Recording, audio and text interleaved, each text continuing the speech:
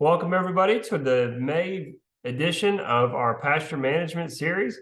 As we get towards the end of the cool season months, start getting into the warm season months, some of our management options and scenarios start to really decrease, where it's more about managing survival than it is about doing anything necessarily fundamentally different in our pastures, but trying to make sure that we're set up to handle, just like as we did going into winter, we're set up to handle what Mother Nature brings us, because we do know that she's going to bring us some hot weather. We do know that she's going to bring us some probably drier days ahead. And so we want to make sure that we've got our pastures or our hay fields, whatever that we're using to graze those pastures, set up and ready to go. So we'll talk about what we're seeing today and what we can expect over the coming month. So as we do that, we always talk about what we're going to be looking at, what we're seeing today, what we're looking forward over the coming days, and then address any of the questions that you guys may have. What are we seeing out there? Well, if you can, it's hard to see probably in this picture right here, but what we have is some warm season grasses. They are starting to come along. We'll talk about some of those different grasses that we're seeing out there right now, but we are starting to see the full array of summer grasses coming along. What you're seeing in this little picture right here is Johnson grass, defined by that very purple leaf, purple seed head. You're probably not seeing the seed heads yet, but you are seeing the purple leaves of the Johnson grass starting to come on. If we've got some cool season grasses, they're still thriving pretty well. But what we are seeing is the end of life for a lot of our cool season annual grasses. If you've got some spots in your yard or pastures that kind of look a little bit like the picture you're seeing where my arrow's hovering over it, that's typically going to be a ryegrass, an annual ryegrass, or even some of our perennial ryegrasses are right here. They're starting to splay out, and they're starting to turn brown and yellow. And pretty soon we're going to have a blank spot right there. So that's the end of life for them. They typically play out about the end of May. And so about early June, those will be completely gone, and hopefully something else will be filling in. But our perennials are still going strong with the weather that we're having right now. The weeds, so what you're seeing here is buttercup. Buttercup is on its last legs.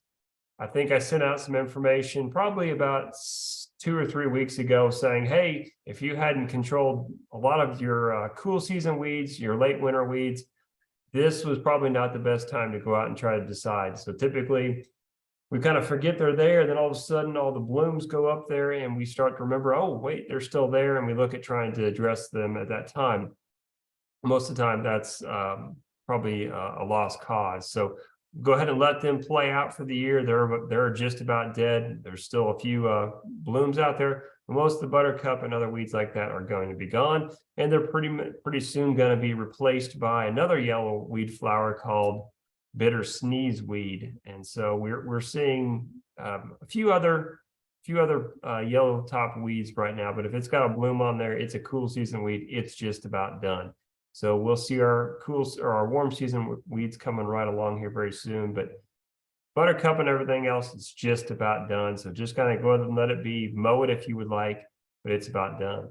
So on the topic of mowing, we're also we're getting into hay season. So if your pasture is not a pasture, it's a hay field. A lot of hay is being cut right now. A lot of hay actually probably could have been cut a few weeks ago if the weather was going to cooperate. For this year, kind of what we're looking at is we're going to have increased yields due to the fact that nitrogen was a little bit cheaper. So our pastures, if you do apply any nitrogen to your pastures, you're going to get a better yield from that. We're probably also going to see a better yield from our hay due to the fact that nitrogen was a little bit cheaper. So people probably put a little bit more on there this year and got a boost in their amount of hay or tonnage that they got. The other downside is that because we had that really dry period, it was a very dry spring until the last couple of weeks, very windy, very dry. And so a lot of that triggered a lot of our cool season grasses to kind of go into reproductive mode that we've talked about in the past, where they start producing a seed head. And so they, due to the weather and the dryness, and so then they kind of stop producing that leaf. And so what happens in that situation is we're going to have less tonnage due to that. So the combination of increased yields due to fertilizer, decreased leaf because of going into reproduction a little bit earlier, hopefully it still will lead to some increased amount of hay, but that's where we'll get some offsetting returns there. So that's where the hay crop kind of stands at. So hopefully we'll still have a pretty good hay crop, and hopefully we'll have some good hay that's produced. But you may see a few more seed heads in this year's hay. Not that necessarily the end of the world, but this is, for cool season wise, this is the better grass, the better crop. Looking ahead, so we've got some things to look ahead for. So a lot of them we talked about, not necessarily action steps that you can take, but more about making preparations so you kind of know how to best utilize your pasture or your grazing or even your hay. So we're going to talk about doing some summer planning. Let's just talk a little bit about some of the summer grasses that you're going to start to see out there. And then finally, we're going to wrap up with understanding the nutrient content, because for so many things, understanding what our summer grasses can do versus what our cool season grasses can do, and the advantages and disadvantages of both. So if you do have a cool season pasture, kind of recognizing what it's going to be capable of doing this summer. And if you've got some of those kind of just mixed grasses, a lot of annual and other grasses out there, be recognizing what they're actually going to be capable of doing. So when I first talked about that, and we've talked a million times in these scenarios and over this series, is talking about just planning. And that's, for the most part, that's the best thing. We've talked about, we can plan for the fall and plan to plant during our cool season time. But the only time we're going to plant is the fall, and we plan, and all of a sudden Mother Nature doesn't cooperate. And what do? That's going to happen, and that's going to happen more than likely more than once. But we still make that plan because that's still the best plan to be aiming for, and then we can adjust from there. When it comes to the summer plan, we know it's going to be hot and dry at some point in time. We hopefully we can get some nightly rains if we get some of those pop-up showers, but we for the most part know it's going to be hot and dry. What do we plan on doing with our pastures? So I put on here some things that I think you need to consider thinking about, evaluating your pasture, and that will help you develop the plan that you have going forward. So the first is rotational grazing. And we've shown the curve before where it shows how cool season grasses grow. Cool season grasses grow really well from about March until June, late May, early June. Warm season grasses grow really well from early June till about mid-September, early August or early October.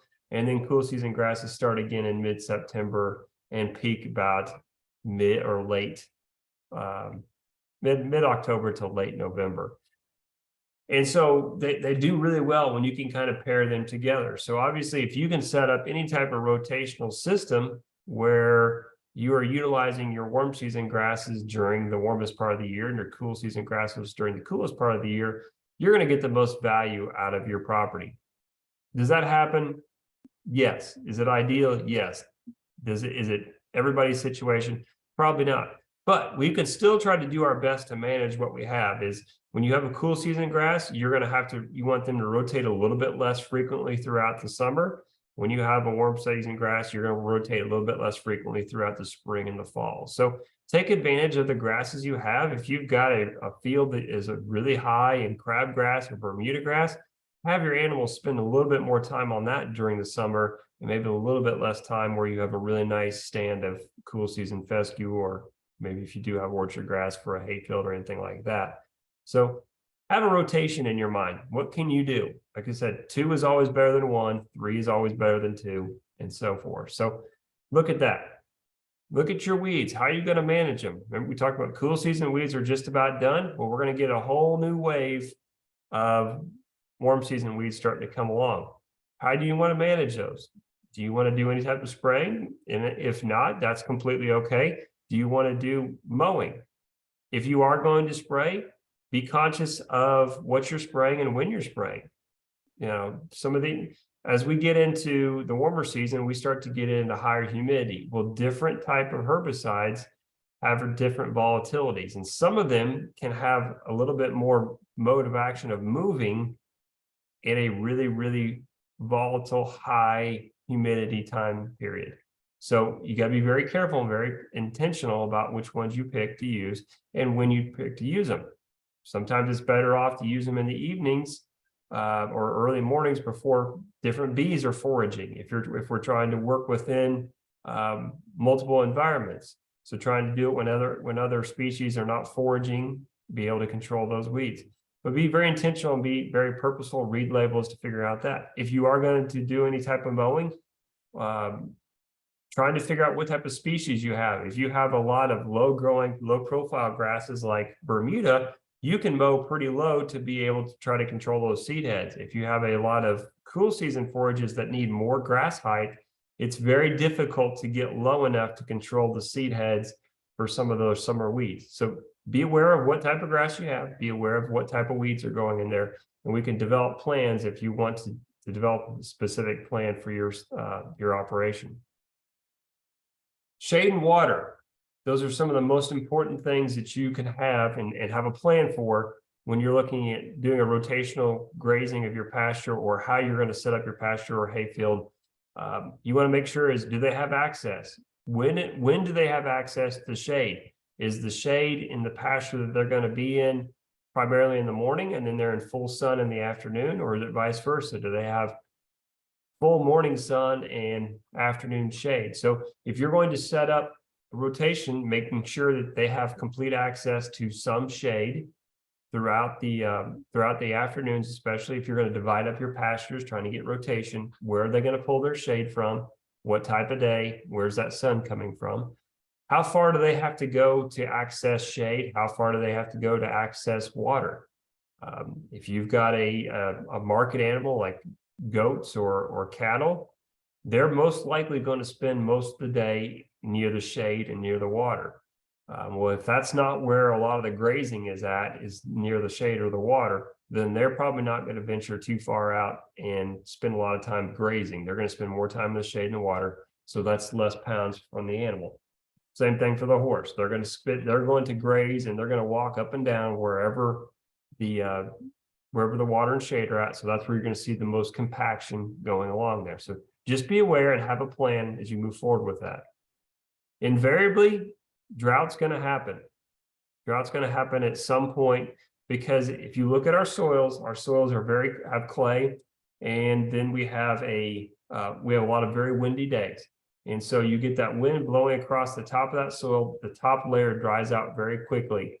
And so for anything that has a very shallow root system, it's going to dry out. And so even though we may be getting what you think is plenty of rains throughout the summer, for that first top 2 or 3 inches, it may not be raining near enough to keep it alive. So invariably, we're going to have kind of a drought-like scenario. What do? So that's one of those things, is make sure you have plenty of hay on hand. So even though we typically think about hay being something only that we use in the winter months, hay is very important during those summer months, because you look at the cost of establishing or reestablishing a pasture that comes from overgrazing, where you kill it out, a lot of the grasses get killed out.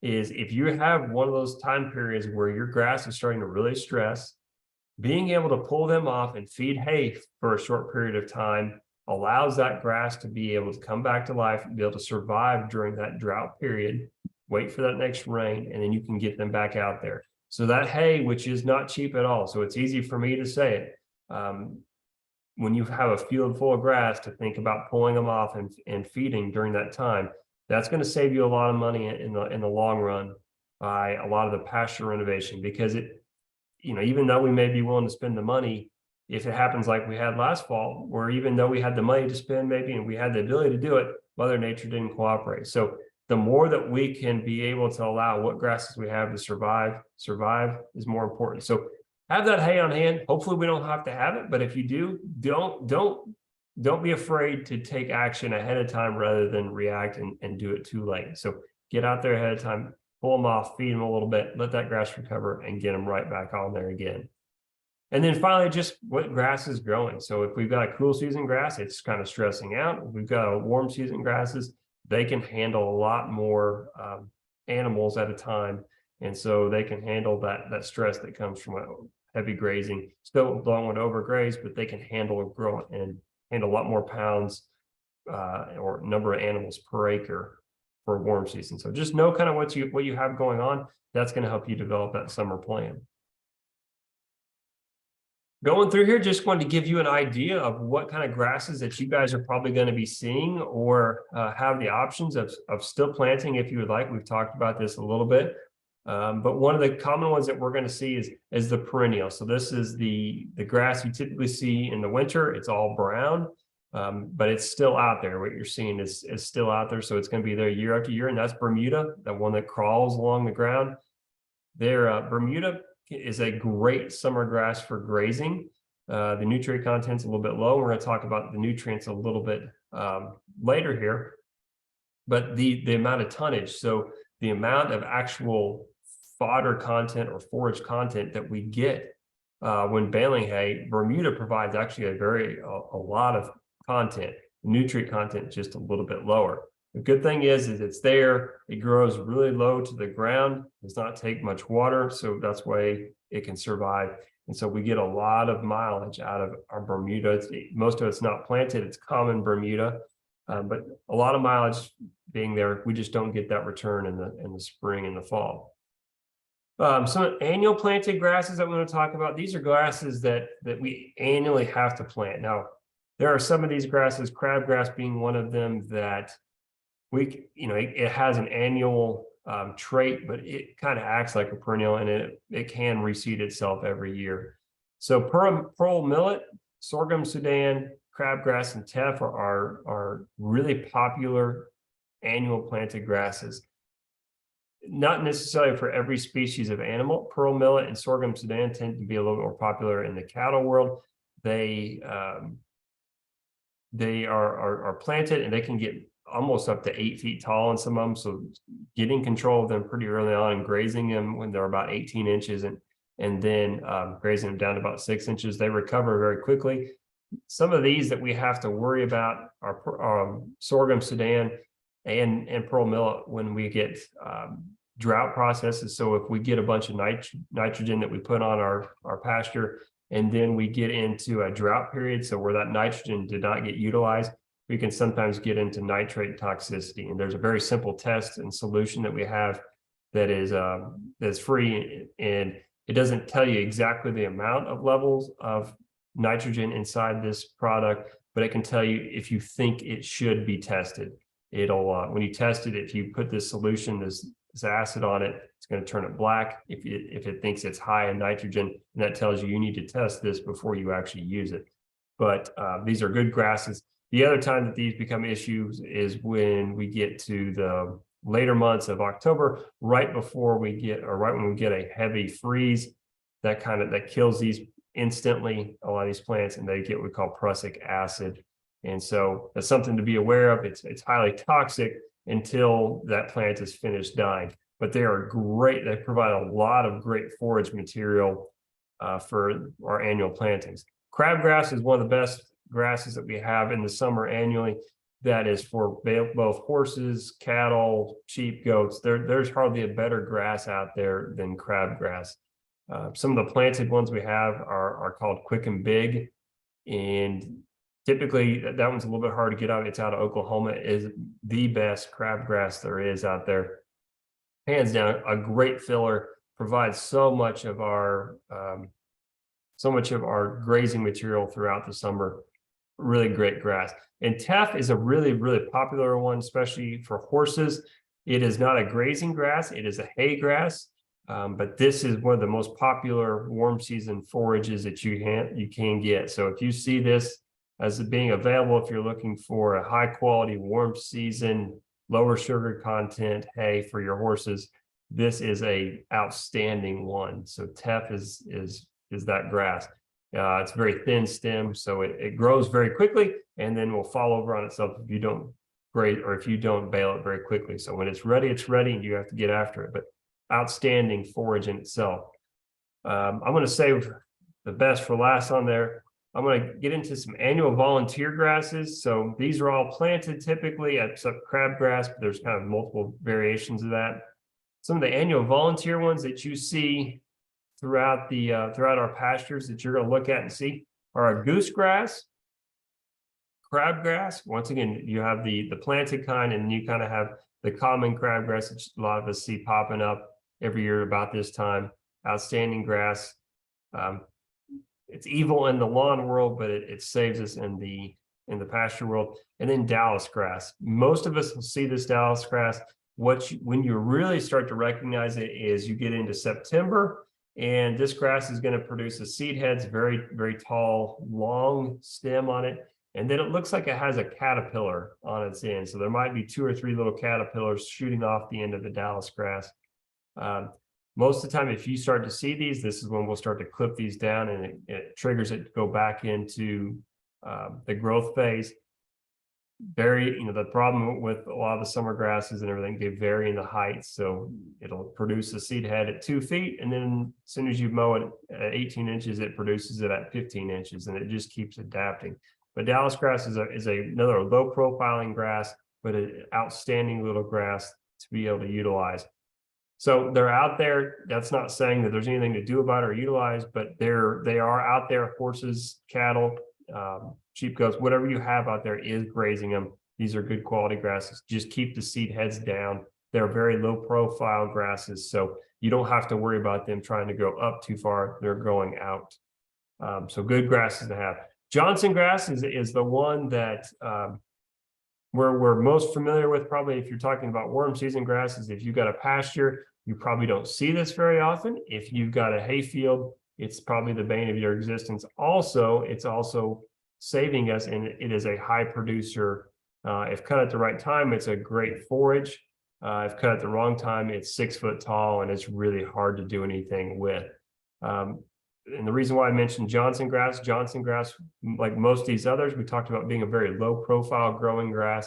Johnson grass is growing up. It's got a very deep root system, but it's growing up. So that's what makes it kind of a challenge to be able to manage with other grasses in your field, because it grows so fast, is that when the other grasses in your field are ready to be mowed or baled, Johnson grass is too tall. If you try to mow Johnson grass when it is at the right height, then some of your other grasses are too low to the ground.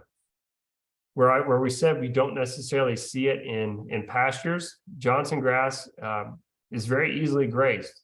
Animals love a very young Johnson grass, and so that's why we don't necessarily see it in pastures. You can graze Johnson grass right out of your pastures. But in hay fields, it is very, very difficult to control. There's really not a good herbicide that is labeled for cool season grasses like fescue. So we can't really treat it very well. And so it continues to grow and grow and grow, and it's really hard to manage. But if you turn your animals out to graze it, you can graze Johnson grass right out of your pastures. So if you've got a heavy stand, that could be the answer to help relieve that, is to take your hay field and convert it into a pasture for a period of time. Animals will graze that right out, and you can go from there. But it is one of the state flowers, if you can, the state grasses of Tennessee. So we curse it, and then we bless it at the same time. And finally, I want to finish with cool season grasses, and kind of just talking about the nutrient content of our cool season grasses and our warm season grasses. As we move forward, this kind of feels like the science lesson for the day. But, and if you look at this picture right here, this is a picture of Dallas grass. You can kind of see those weird looking seed heads that are kind of like caterpillar-like worms starting to move off. But as we look into it, because a lot of times we're looking in the nutrient content. If we have horses, we're really looking at the nutrient content. If we have cattle, we're trying to put pounds of gain on, so we need to know what our animals are actually consuming, and it helps to know what the nutrient content does for each one of them. Well, if we look into cool season, typically cool season grasses are going to have a higher nutrient content, higher structural or non-structural carbohydrate, sugar content than our warm season grasses. So warm season might produce more bulk, more tonnage, cool season grass tends to produce a higher quality grass. But that's not something that we can just generally say across the board. Cool season grasses have their peak time, cool season grasses have their low time. The peak time for nutrient content for the cool season grass obviously is the early months between April and May, early June, but typically April and May is when we're looking at the peak time. So if you're buying a first cutting hay, that's going to be the peak time for buy that nutrients. During the summer months, that nutrient content is going much, much lower. So if you start to, and we're going to kind of cover in all these little areas at one time, the cool season grass during the cooler months or during the cooler times of April and May, it's taking in a lot of sunlight. And so it's capturing a lot of sugar, and then it's being able to handle that sugar as it starts to go. So when it gets some of those cooler days, it's starting to be able to hold this because the sun's not out. So it thinks, hey, the sun's not coming out. I need to store some of this sugar so that I can use this energy at a later point in time. That's why you start to see these cool season grasses fluctuate with our higher sugar contents. And everybody says, well, I don't want to eat cool season grass because it has a high sugar content. That's because, like I said, you get these cool season times, you get these cool nights, it captures all this energy. It gets a cool day and it's like, it's going to be cold. I better save some of this to be able to use for another time. So it kind of stores it. And then the next day happens and it stores a little bit more. It just keeps storing some of this stuff every time we get these cool nights, warm days. So it's kind of this cycle. That's why the sugar content's a little bit higher. So in the starch content's a little bit lower. The other thing that is different between the cool season grasses and the warm season grasses, the cool season grasses have what we call fructans. Doesn't mean a lot, don't have to know it, it doesn't change anything. But what fructans are is basically sugars. And so warm season grasses they don't have the same form of sugars. And so what happens for fructans is we humans cannot digest fructans. We can do sucrose and glucose, but we can't do fructans. Well, guess what? We talked about horses. Well, they kind of got half human, half pig stomach, and then half ruminant stomach. So they don't do a real good job of digesting these when it's really high. And some animals don't do near as good as other animals. So these fructans move around and get digested in the wrong areas. That's why we sometimes see some issues with some of our different horses with sensitivity. So it's in how they actually store that sugar. So cool season grass is higher in sugar. So during the summer, it's going to be a little bit lower. And the second part is they're going through reproduction. So different cool season grasses have different reproduction ways.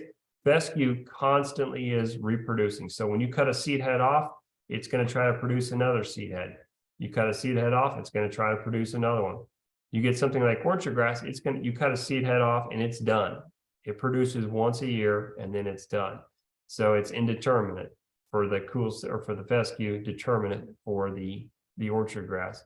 So that plays a role. As that starts to, like I said, as the heat starts to go up, that has and the rain goes down, they're very high water content plants, they need a lot more water to be able to handle it. So they cannot handle it as near as well. So they start to slow down and kind of stop. And that's why they're stagnant. That's why the nutrient content goes down. The exact opposite for the warm season grasses, they're actually higher in starches because they don't have those fructans. They don't store everything as sugar. They store it more as starch. So that's why our warm season grasses tend to have a lower sugar content. So if you've got animals that have sensitivity, these are going to be higher in starches. So they're not necessarily as sensitive. And so that's why a lot of times we'll get to warm season grasses. Palatability can be a little bit lower. We don't have all that high moisture content. That's why they can survive being grazed lower to the ground. And they can actually not necessarily, and they can handle a lot more of the overgrazing. But palatability, because we don't have that moisture content, palatability goes down a little bit, depending on the species that you have. But in general terms, it goes down. Sustainability, the good part about it is really hard. You can overgraze your warm season grasses, but sustainability and stayability are a lot higher for our warm season grasses. Low profile, can handle overgrazing because of that requirement for much less water. So hopefully that helps you understand a little bit about the nutrients from each one. Warm season, it stays pretty constant until we start to get to October. Those cooler nights are what trigger that slowdown in growth. So even though we're still getting some nutrient value through the October months, those cooler nights trigger that slowdown, and then that freeze hits and the nutrient content is at zero or close to zero.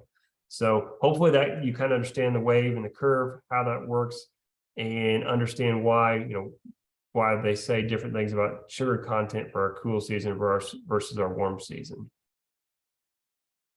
Well, that takes us to the end of our May session. I hope everybody got some information. Hope everybody will kind of be developing their plans as they move through the summer months. As always, if you have any questions or would like to get kind of some one-on-one insight for your farm specifically, please do not hesitate to reach out to me and we can set up a time for a farm visit. We'll go ahead and say thank you and see you all. Good night.